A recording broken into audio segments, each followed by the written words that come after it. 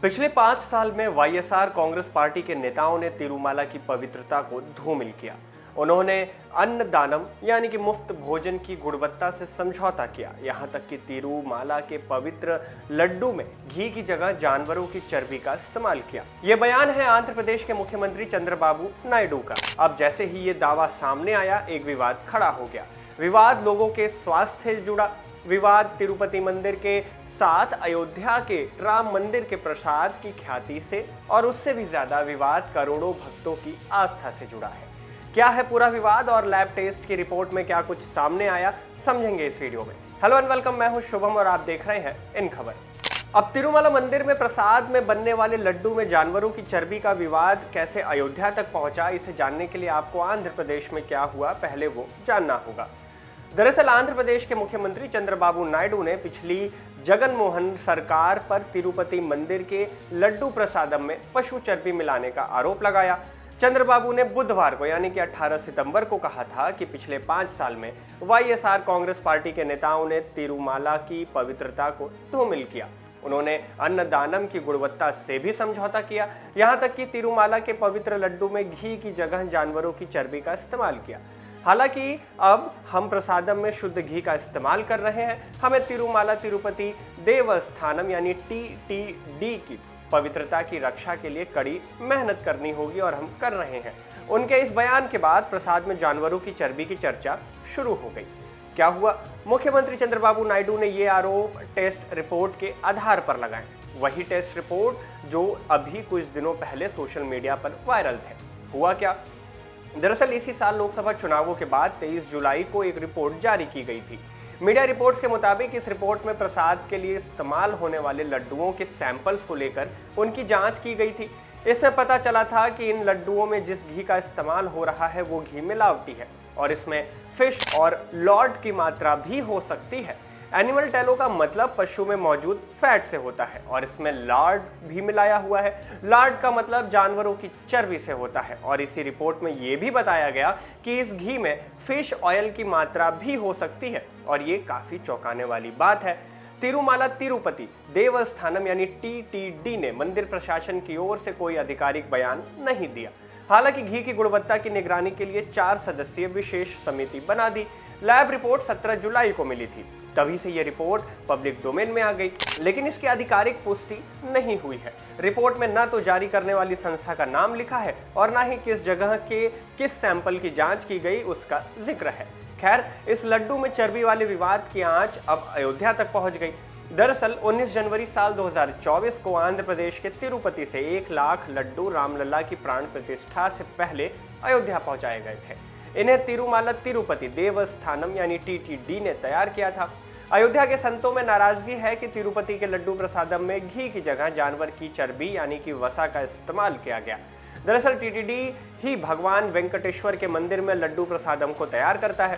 कुछ लोग जहां इस आरोप को सियासत से जोड़कर देख रहे हैं तो कुछ आस्था पर चोट बता रहे हैं। मगर 22 जनवरी को रामलला की प्राण प्रतिष्ठा के वक्त आंध्र प्रदेश से आए लड्डुओं का प्रसाद 8 महीने बाद अचानक सुर्खियों में है। क्यों है? वो इसलिए क्योंकि इस पर बयान आने शुरू हो गए। बात जब अयोध्या की हुई तो मीडिया रिपोर्ट्स में राम मंदिर के मुख्य अर्चक आचार्य सत्येंद्र दास का बयान भी दर्ज किया गया, जिसके मुताबिक आचार्य सत्येंद्र दास ने कहा कि अयोध्या में वैष्णव संत और भक्त लहसुन और प्याज तक का इस्तेमाल नहीं करते हैं। ऐसे में प्रसाद के अंदर वसा का इस्तेमाल बहुत दुर्भाग्यपूर्ण है, हिंदुओं की आस्था के साथ खिलवाड़ है। बताया गया कि आंध्र प्रदेश से तिरुपति के 1 लाख लड्डू अयोध्या लाए गए थे।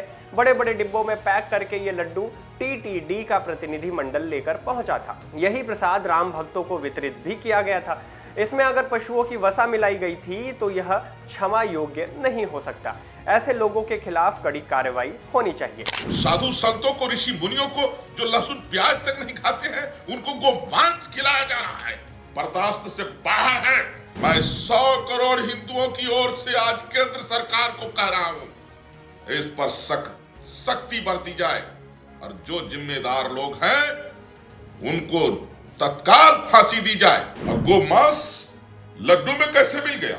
इसलिए यह अगर केंद्र सरकार इस पर सख्त नहीं हुई तो 100 करोड़ हिंदू हथियार उठाएगा और भारत को हिंदू राष्ट्र बनाएगा। इसके बाद वामन मंदिर के महंत वैदेही वल्लभ शरण का भी बयान मीडिया रिपोर्ट्स में दर्ज किया गया। कहा गया कि तिरुपति के लड्डू में पशुओं की चर्बी मिलाने की बात मुख्यमंत्री चंद्रबाबू नायडू का पॉलिटिकल स्टंट है। अगर ऐसा होता तो तिरुपति भगवान स्वयं दंड देते और दोषियों का नाश हो गया होता। वो बहुत ही सिद्ध स्थान है, ऐसा हो ही नहीं सकता। इन दावों के साथ सवाल भी उठे। सवाल उठे चर्बी का दावा करने वाले टीडीपी पार्टी के चंद्रबाबू नायडू पर।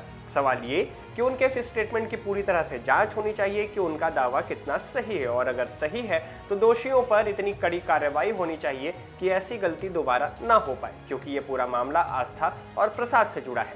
अब जब बात प्रसाद से जुड़ी तो आपको ये भी जानना जरूरी है कि तिरुपति मंदिर के 300 साल पुराने किचन में रोजाना 3.50 लाख लड्डू बनते हैं। तिरुपति माला जो ट्रस्ट है उस हर साल ये प्रसादम से सालाना 500 करोड़ रुपए भी कमाता है। इतना ही नहीं बल्कि जानकारी के मुताबिक तिरुपति मंदिर को हर साल जो लगभग 3000 करोड़ रुपए का चढ़ावा और दान मिलता है, इसमें से लगभग 500 से 600 करोड़ रुपए लड्डुओं के प्रसाद को बेचकर आते हैं। ये बातें मीडिया रिपोर्ट्स में साफ तौर पर लिखी गई। लिखा यह भी गया कि वही लड्डू जिन्हें राम मंदिर भेजा गया था और जिनमें मिलावट होने के आरोप लगे, वो भी इसी टीटीडी ने तैयार किए थे। बता दें कि वाईएसआर कांग्रेस पार्टी के सीनियर नेता और राज्यसभा सांसद वाई.वी. सुब्बा रेड्डी ने कहा कि नायडू ने तिरुमाला के पवित्र मंदिर के बारे में ऐसा बोलकर पाप किया है, करोड़ों हिंदुओं की आस्था को ठेस पहुंचाई है। तिरुमाला प्रसादम पर चंद्रबाबू की टिप्पणी बेहद निंदनीय है। कोई इंसान ऐसे आरोप नहीं लगा सकता। उन्होंने कहा कि इससे एक बार फिर साबित होता है कि चंद्रबाबू राजनीतिक फायदे के लिए कुछ भी बुरा करने से नहीं हिचकिचाते।